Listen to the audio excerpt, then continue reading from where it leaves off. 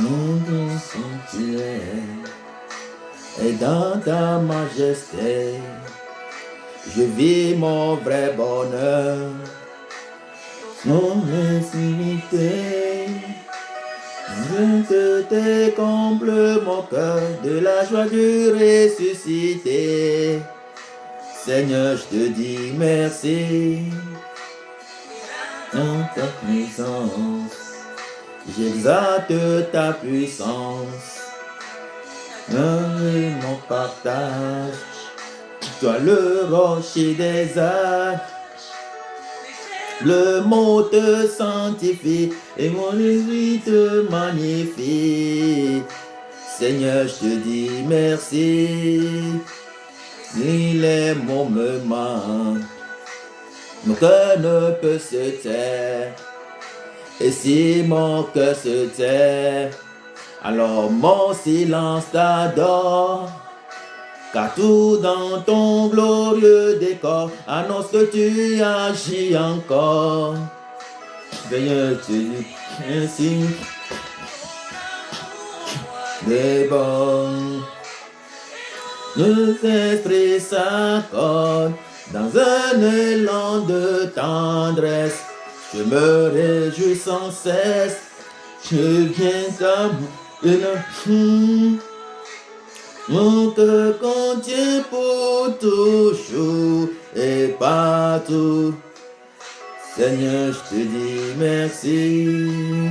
L'amour à moi déborde.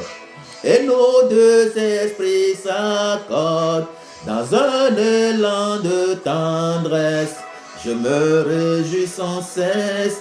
Je viens savourer l'amour que mon cœur contient pour toujours et partout. Seigneur, je te dis merci. Je viens savourer l'amour que mon cœur contient pour toujours et partout.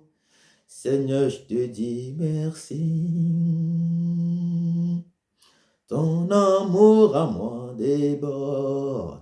Et nos deux esprits s'accordent dans un élan de tendresse. Je me réjouis sans cesse, je viens savourer l'amour que mon cœur contient pour toujours et partout. Seigneur, je te dis merci. Shalom, shalom, shalom, bien-aimés dans le Seigneur. Dieu vous bénisse abondamment pour cette merveilleuse journée qu'il nous a accordée dans son amour et dans sa fidélité dans l'esprit de la résurrection de notre Seigneur Jésus-Christ. Nous allons proclamer notre foi de ce matin à travers l'épître de Pierre, 1 Pierre 1, verset 3. Nous lisons. Béni soit Dieu, le Père de notre Seigneur Jésus-Christ, qui, selon sa grande miséricorde, nous a régénérés pour une espérance vivante par la résurrection de Jésus-Christ d'entre les morts. Nous reprenons. Béni soit Dieu, le Père de notre Seigneur Jésus-Christ, qui, selon la richesse de sa grande miséricorde, nous a régénérés pour une espérance vivante par la résurrection de Jésus-Christ d'entre les morts. Béni soit Dieu, le Père de notre Seigneur Jésus-Christ, qui, selon sa grande miséricorde, nous a régénérés pour une espérance vivante par la résurrection de Jésus-Christ d'entre les morts. Nous proclamons, oui Seigneur, nous proclamons ta résurrection ce matin. Nous annonçons ta résurrection par-delà de tout. nous confessons que tu es ressuscité, Jésus, le roi des rois. Nous confessons que tu es ressuscité dans notre vie, ressuscité dans la vie de tous ceux et celles qui vont suivre ce message. Tu es ressuscité à jamais dans leur famille, ressuscité pour eux, avec eux, en eux, dans le nom puissant de Jésus-Christ de Nazareth. Amen.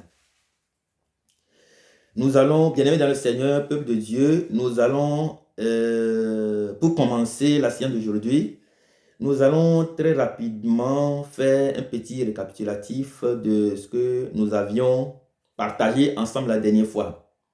En quelques mots, la dernière fois, nous avons parlé de Jésus ressuscité et ce contre quoi et les petites imperfections de notre vie contre lesquelles nous sommes obligés de prier pour ressusciter effectivement avec notre Seigneur Jésus-Christ.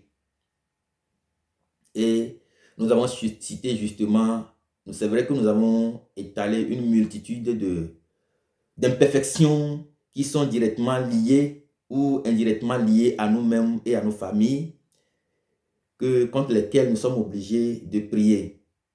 Nous avons plus touché du doigt ou mettre en valeur ou en relief la colère, parce que justement, lorsque nous avons lu dans le livre 1 Samuel 1, verset 17, où David a rencontré son frère Eliab, celui-ci s'était enflammé d'une colère en demandant à son fils, à son frère David, pourquoi il avait quitté le peu de troupeaux qui lui a été confié. Voilà, donc, nous avons insisté beaucoup sur la colère qui détruit notre vie et nous avons dit que nous devons mourir sûrement avec cette colère-là, avec les autres petites imperfections, soit la maladie, les faiblesses, de tout genre, et nous ressusciter avec notre Seigneur Jésus-Christ. Aujourd'hui, une nouvelle journée, en plein pied dans la résurrection de notre Seigneur Jésus-Christ, nous voulons partager une petite histoire avec vous. C'est l'histoire d'un jeune homme. Un jeune homme qui a été envoyé servir ses frères sur le champ de la bataille avec sa gibecière. C'est-à-dire, il a été commissionné, il a été envoyé vers ses frères sur le champ de la bataille pour leur donner de quoi manger. Et lorsqu'il est allé sur le champ de la bataille, il avait constaté effectivement la présence de ses frères. Il a constaté également, il a rencontré une nouvelle expérience. La nouvelle expérience qu'il a rencontrée, c'est que sur le champ de bataille, il y avait un homme fort, costaud, robuste, très puissant, qui était dans le camp adverse de l'armée de ses frères. Et c'est cet homme-là qui faisait peur à toute l'armée d'Israël et qui faisait peur à tout le peuple d'Israël. Nous voulons nommer David. Nous sommes toujours dans l'histoire de David, du roi David. Nous sommes toujours dans son histoire parce qu'il est roi et que nous sommes aussi rois. Et donc, il arrive sur le champ de bataille. Il rencontre une nouvelle expérience. Que Goliath est tellement fort, puissant, que personne ne peut l'abattre. D'un seul coup, David reconnaît son appel. Il reconnaît ce pourquoi il est né, ce pourquoi il est fait. Il reconnaît qu'il n'est pas seulement envoyé, il n'a pas été seulement commissionné pour remettre du repas à ses frères, qu'il doit aussi, que c'est sa bataille, que c'est lui qui doit abattre Goliath. Et il l'exprime clairement en disant que lui, il peut tuer Goliath. Et il ajoute d'ailleurs que personne ne se décourage dans cette affaire de Philistin-là qui veut détruire toute l'armée d'Israël et le peuple d'Israël. David reconnaît son appel. David reconnaît ce pourquoi il est fait. David, il reconnaît ce pourquoi il est fait à travers l'expérience, une nouvelle expérience qu'il rencontre désormais. Aujourd'hui, nous sommes aussi envoyés comme David sur le champ de la bataille qui est le monde dans lequel nous vivons aujourd'hui. Nous sommes envoyés pour servir. Nous sommes envoyés pour rencontrer de nouvelles expériences. Ces expériences peuvent être soit la maladie, les difficultés de toutes sortes, les problèmes de la vie en général. Et nous sommes envoyés dans ce monde de l'incertitude où tout est confus. Nous sommes envoyés rencontrer de nouvelles expériences de la vie. Et est-ce que la question que nous voulons traiter aujourd'hui est de savoir si nous nous reconnaissons à travers de nouvelles expériences que nous faisons de la vie? Est-ce que nous nous reconnaissons à travers de nouvelles expériences que nous faisons de la vie? Qui sommes-nous? Qui suis-je? Qui es-tu? Qui est-il? Qui êtes-vous réellement? C'est-à-dire, qui êtes-vous? Qui sommes-nous? Qui suis-je? Se révèle souvent dans les contradictions de la vie, se révèle dans de nouvelles expériences que nous faisons de la vie. Notre appel que Dieu a laissé sur notre vie se révèle dans les expériences que nous faisons de la vie. Souvent, c'est des expériences très difficiles.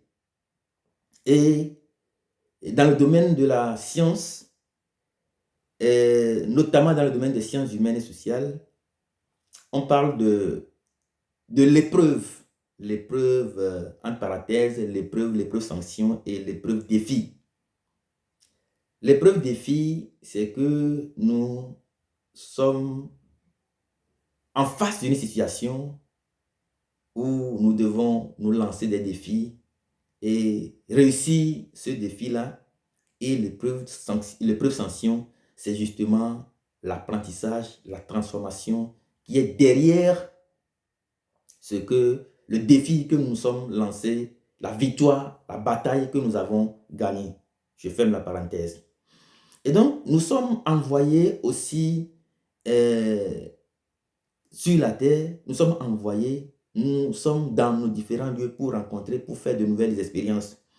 Est-ce que nous arrivons à découvrir, à reconnaître effectivement notre appel? Qui sommes-nous? Ce pourquoi nous sommes faits? David, il a reconnu tout de suite ton appel. De berger de petits troupeaux, quelque part dans le désert, en passant par le service de ses frères sur le champ de bataille, David est devenu guerrier. Bien-aimés dans le Seigneur, nous sommes guerriers. Nous sommes des guerriers. Nous sommes des héros. Nous sommes des hommes forts. Nous sommes des combattants. Nous sommes des hommes de puissance et régénérés par l'esprit de la résurrection. Nous sommes cette armée forte, rangée en bataille pour le Seigneur, qui devons gagner la bataille, quel que soit le cas. David identifie très rapidement son rôle. il quitte le berger de petits troupeaux, par le service, il devient berger. Comment réagissons-nous en face des difficultés de notre vie, en face de nouvelles expériences que nous faisons de la vie? Comment réagissons-nous? C'est ce que nous apprenons aujourd'hui de David. Il faut qu'on fasse tout pour identifier, déterminer l'appel que le Seigneur veut faire passer à travers ces nouvelles expériences que nous faisons de l'histoire de notre vie. La première des choses, ici, aujourd'hui, la leçon que nous avons à tirer, c'est de tout faire pour voir quel est l'appel qui est le mien dans cette nouvelle expérience que je suis en train de vivre. Les grands hommes sont passés par là. Je vais donner l'exemple de Nelson Mandela, qui a fait 27 ans de prison en Afrique du Sud. Nelson Mandela a rencontré une nouvelle situation de sa vie. Qu'a-t-il fait en prison? Je vais vous dire, il a justement réussi à former, à instruire Jacob Zuma, qui n'a jamais mis pied à l'école. Jacob Zuma n'a jamais mis pied à l'école et Nelson Mandela a été justement envoyé en prison pour que dans cette nouvelle situation, il puisse s'identifier, reconnaître son appel. Et là, il a formé Jacob Zuma, qui, après Nelson Mandela, était aussi devenu un président de Sud-Afrique. Ça veut dire que nous avons une grande mission, une noble mission, une mission importante à accomplir sur la terre. Et donc, dans les situations les plus difficiles de l'histoire de notre vie, le Seigneur nous appelle. Il nous appelle à faire des choses, il nous appelle à nous réconcilier avec lui. Il nous appelle à faire un calme, un vide en nous pour pouvoir identifier, reconnaître ce pourquoi nous passons par cette difficulté. Les grands hommes sont passés par là, Nelson Mandela est passé par là. Les grands hommes de Dieu sont passés par là. Quand vous écoutez certains témoignages, vous allez voir que souvent ils disent qu'ils avaient été tellement malades et c'est à travers cette maladie qu'ils ont reçu un appel.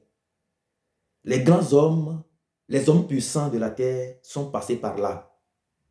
Et donc, Dieu nous appelle à ne pas considérer les situations, les expériences difficiles que nous traversons comme un hasard. Cela n'arrive pas au hasard, mais c'est justement un moyen de nous former et de nous envoyer en mission. Mais ce que nous constatons aujourd'hui, c'est justement que nous avons tellement peur. Il y a la peur qui souvent nous empêche d'aller de l'avant. Et dans 1 Samuel 17, verset 32, David dit que personne ne se décourage dans cette affaire de ce Philistin-là. Et donc, je voudrais nous inviter tous à ne pas avoir peur, que personne ne se décourage. Et plus tard, David dira dans les psaumes, l'Éternel est mon berger, je ne manquerai de rien. Quand je marche dans la vallée de l'ombre de la mort, je ne crains aucun mal, car tu es avec moi, ta houlette et ton bâton me rassurent. Donc, nous n'allons pas nous décourager, que nos situations que nous traversons ne nous découragent pas, que les moments les plus difficiles de notre existence ne nous découragent pas, mais sachons qu'il y a un appel, sachons l'identifier, sachons qu'il y a un appel, sachons qu'il y a quelque chose que Dieu veut qu'on sache, qu'on identifie pour que nous puissions avancer. Et donc la peur a empêché beaucoup de personnes à réaliser la plénitude de leur destinée. La peur ici, nous allons identifier 3 catégories de peur. La première peur, c'est souvent dans nos relations interpersonnelles, c'est dans nos amitiés. On a tellement peur de dire à l'autre ce qui peut lui convenir, ce qui peut l'aider à avancer, ce qui peut lui pourvoir des occasions pour sa promotion sociale, etc. On a peur de nos relations, on a peur de faire du mal à l'autre, que cela l'empêche même d'arriver à bout. La deuxième catégorie de peur, c'est lié à des difficultés, soit par exemple à la maladie. En cas de Covid, nous avons vu comment les gens sont tellement apeurés. Nous avons vu comment des gens sont morts. Comment la peur a réussi à tuer les gens. Souvent, ce n'est pas la maladie qui tue les gens, mais c'est la peur que nous avons de la maladie qui nous tue souvent. En cas de Covid, beaucoup en sont morts parce que ayant tellement peur. La peur nous tue, la peur nous empêche d'aller de l'avant, la peur ne nous permet pas d'avancer. Et donc, la peur est très très importante. La peur, quitter la peur est très très important. Nous devons quitter la peur. Nous devons nous laisser envahir par la puissance de la résurrection de Jésus-Christ. Des gens sont malades. Il y a aujourd'hui des gens qui sont malades du cancer, par exemple. Ils ne meurent pas de cancer, mais ils meurent souvent de la peur. La peur dans nos maisons. La peur que le gars qui est malade, il va mourir. Mais la parole de Dieu déclare que la parole de Dieu même est une puissance en elle-même. Elle est autonome. Et dans Isaïe 53, verset 5, la parole de Dieu dit, par tes meurtrissures, nous sommes guéris. Et donc, avec la parole de Dieu, nous pouvons évoquer la parole de Dieu pour contrecarrer ces situations et pour avancer. Car Paul dira que nous n'avons pas reçu l'esprit de peur, mais l'esprit de courage. Et donc, la troisième catégorie de peur, c'est que la peur qu'on n'arrivera jamais, qu'on ne va jamais y arriver. On a des projets, on a des choses à faire, mais quand il y a un vide, il y a un silence de la part de Dieu, quand les choses semblent se corser, quand les difficultés arrivent comme des vagues de la mer, on a tellement peur, on se dit qu'on ne va pas y arriver. Ce n'est pas le cas, mais c'est plutôt des situations qui nous permettent d'avancer convenablement. C'est des situations qui nous permettent de savoir qu'est-ce que Dieu veut de nous.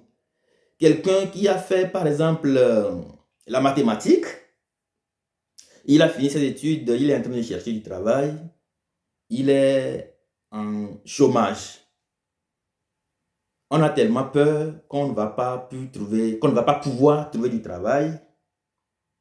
Et à chaque fois, on rencontre de nouvelles expériences de la vie qui ne nous disent absolument rien. Je voudrais dire à mes frères, à mes jeunes frères et à mes grands frères que les situations, les expériences nouvelles que nous rencontrons en matière de chômage ne sont pas que du hasard, mais c'est des situations qui se présentent et c'est à travers ces situations que Dieu nous révèle ce pourquoi nous sommes faits. Dieu nous révèle ce pourquoi nous sommes faits et il faut être très attentif à Dieu pour savoir ce qu'on doit faire en ces moments-là. Jésus dira dans Jean 20, verset 19 à 31, lorsqu'il est ressuscité, il est allé voir les apôtres, il leur a dit, paix soit avec vous. Eh bien, je vous dis la même chose aujourd'hui, que la paix du Seigneur soit avec nous tous. Que la peur du Seigneur nous donne l'occasion de pouvoir avancer véritablement. Que la paix que donne Jésus ce matin dissipe nos peurs et nous donne la grâce nécessaire d'avancer. Au cas contraire, la peur fait que nous libérons beaucoup plus d'espace à l'ennemi. Dans notre maison, nous avons peur. À la sortie, nous avons peur. Ailleurs, nous avons peur. Dans nos boulots, nous avons peur. Partout dans le monde entier, nous avons peur. Et nous libérons beaucoup plus d'espace à l'ennemi qui nous vainc finalement. Et donc, la peur peut nous empêcher de devenir ce qu'on pense réellement devenir.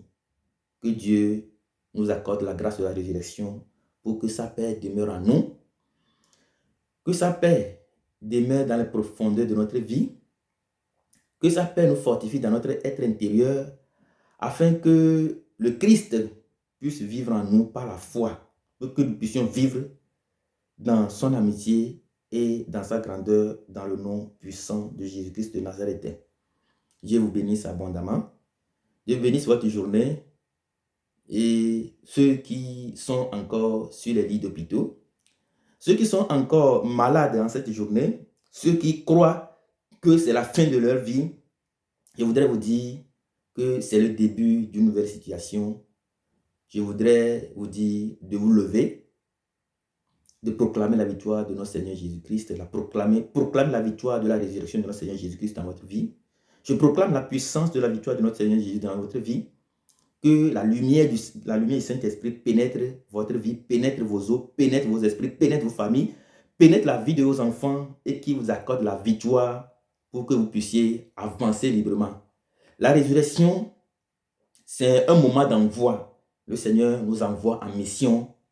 Qui que tu sois, quoi que tu fasses, tu es commerçant, tu es mécanicien, tu es vendeur, revendeur de l'eau, qui que tu sois, la résurrection de notre Seigneur Jésus-Christ nous envoie en mission. Nous ne pouvons pas aller en mission quand nous avons peur.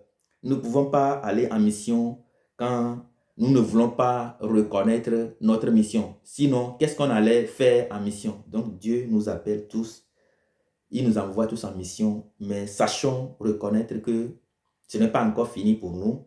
Que c'est une situation à travers laquelle Dieu veut véritablement nous orienter pour que nous puissions accomplir la plénitude de notre destinée. Dieu vous bénisse et bénisse votre journée au nom puissant de Jésus de Nazareth. Amen.